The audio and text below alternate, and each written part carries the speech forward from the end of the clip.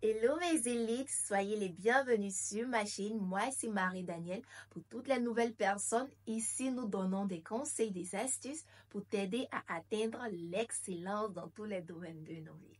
Si ce sont les thématiques qui vous intéressent, n'oubliez pas de vous abonner et d'activer la cloche de notification pour ne manquer aucune de mes prochaines vidéos.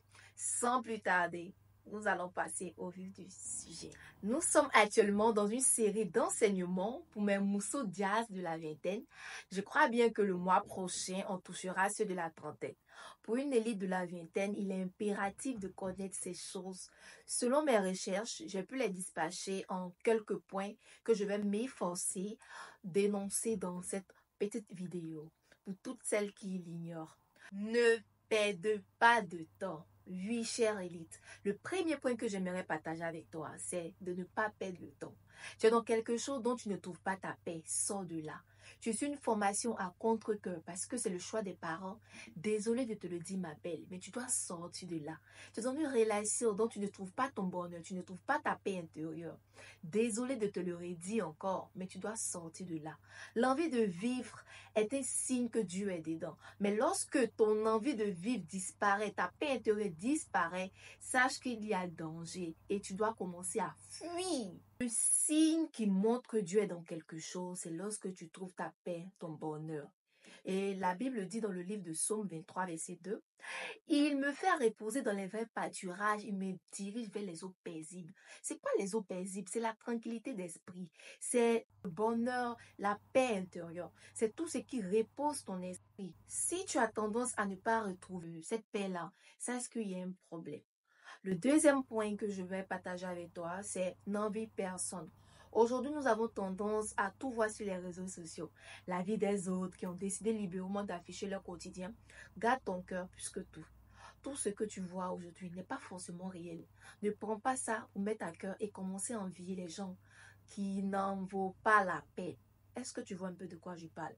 Donc, prends ce conseil-là à cœur parce que je crois que c'est le quotidien de la plupart des jeunes. Ensuite, le troisième point que j'aimerais partager avec toi, c'est ne perds pas espoir. C'est juste une question de temps. Pour chaque situation difficile, certains mourront, mais d'autres resteront en vie pour affronter et surmonter les difficultés.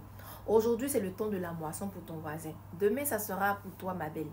Reste juste concentré. Ne prends pas la vie de quelqu'un pour pouvoir l'apparenter à ta vie. Chacun de nous ici a sa destinée bien précise.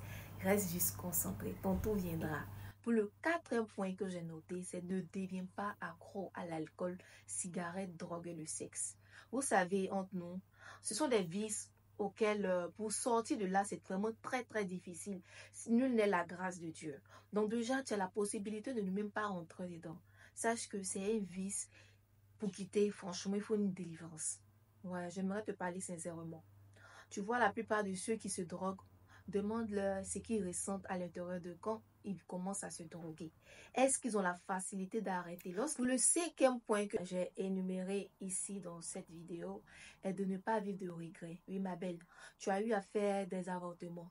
Tu as eu à faire certaines choses, certaines actions malsaines. Mais sache que c'est le passé. Et si tu as eu le temps de te repentir sincèrement, de demander pardon et de reprendre goût à la vie, sache qu'il y a déjà de l'espoir. La Bible dit clairement, même dans le livre d'Ecclésiaste, dont j'ai oublié exactement la référence, mais il a dit comme ça que un chien vivant vaut mieux qu'un lion mort. Donc c'est pour dire en d'autres termes, de façon terre à terre, c'est que déjà si tu es encore en vie, c'est qu'il y a encore de l'espoir. Parce que celui qui est mort, il ne peut plus parler de quoi que ce soit. Lui, il n'a plus son mot à dire.